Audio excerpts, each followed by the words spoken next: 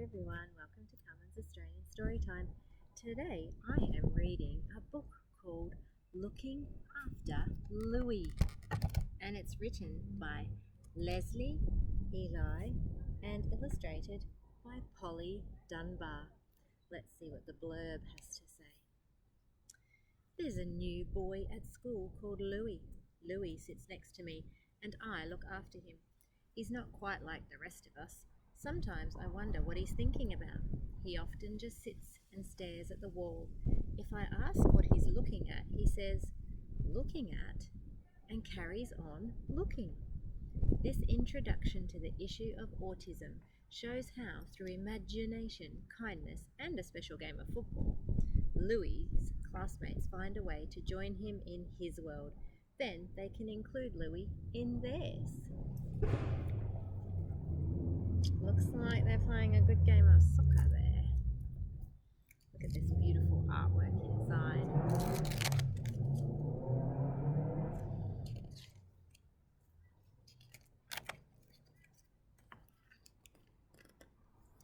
There's a new boy at school called Louis.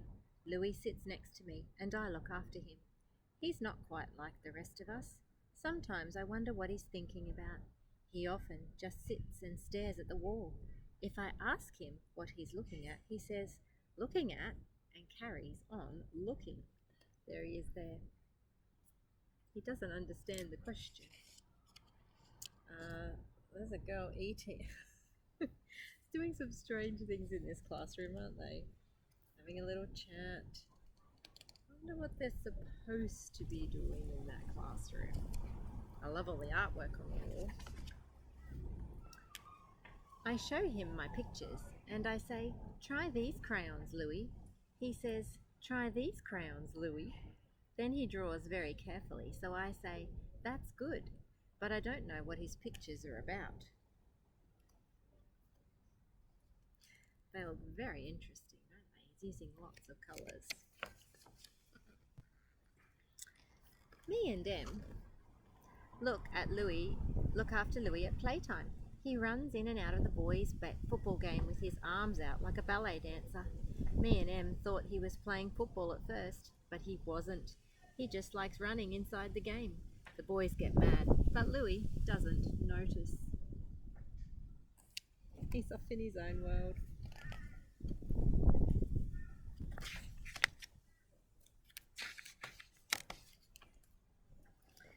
Sometimes Miss Owlie says no football allowed today, and the footballers slouch about and can't think what to do.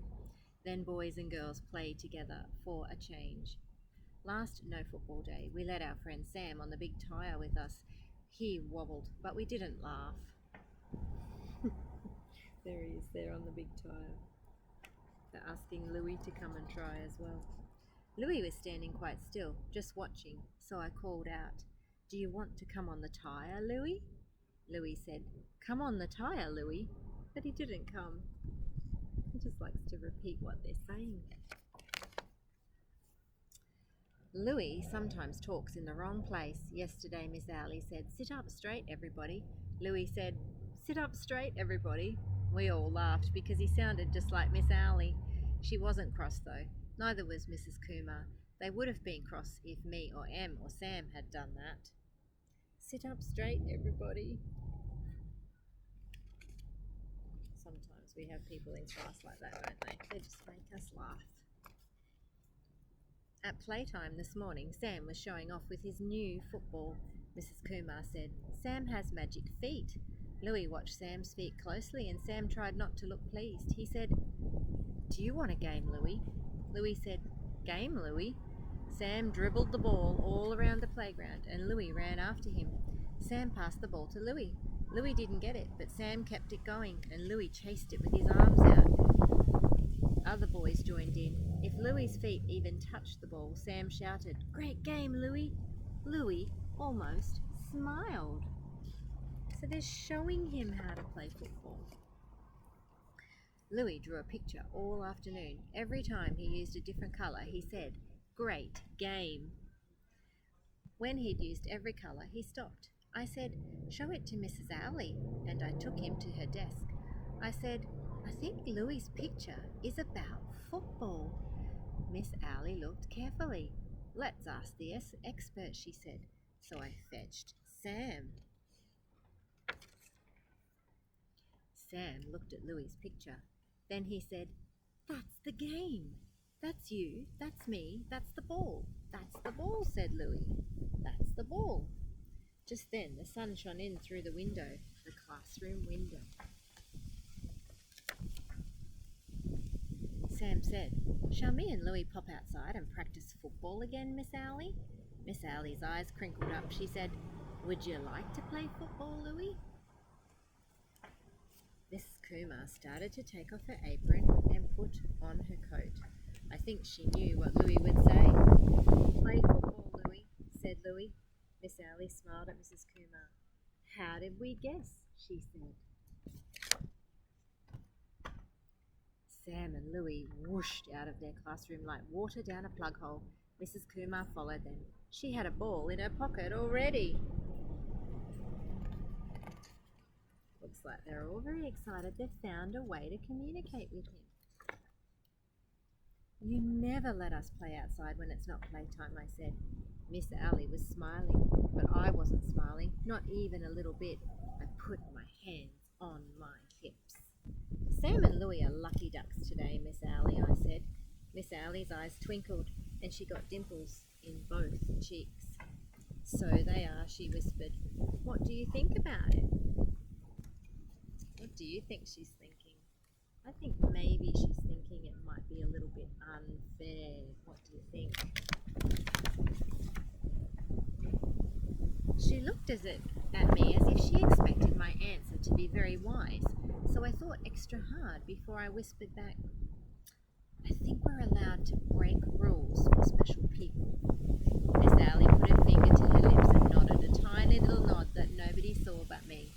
We peeped through the classroom window at Sam and Louis's great game, and I felt special too. She was the one who figured out what his picture was about, and now they've all found a way they can communicate with Louis. Sometimes we do have to break the rules for special people, don't we? Everyone is unique. We have things that we're good at and things we find difficult. Louis has an autistic spectrum disorder. This means he has difficulty with social interaction, and each person with autism spectrum disorder is different, but all will have difficulties in these areas. People with an autistic spectrum disorder benefit from education that is designed to meet their needs. Louis is trying to make sense of what they've said to him. That's how he learns what words mean and how to use them. Louis wanted to join the others in the football game, but he needed someone to help him learn how to play it first. This is a fantastic book. And we all have to do that, don't we? Find different things and different ways to communicate with all the people in our class, because usually those people are the people we're going to be staying with all the way through school. Thank you for joining me today. I hope you enjoyed that book, and I hope that if you have someone special in your class that maybe needs a bit of extra help sometimes, that you can find a way to communicate with them, even if it's through drawing or showing them what to do. Thank you for joining me, and I look forward to reading to you again soon. Don't forget to click and subscribe. Bye for now.